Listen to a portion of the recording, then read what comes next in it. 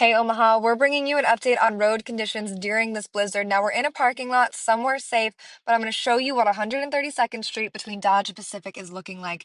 These southbound traffic lights are covered in snow. You can't tell whether it's red, yellow, or green, and every traffic light that is southbound looks exactly like that. Now I tried to film this outside in the conditions to show you what it's really like, but it was too windy for you to hear me, and that goes to show just how bad it is outside. It's a no travel day. Department of Transportation, Nebraska State Patrol, both saying stay inside. These are dangerous conditions.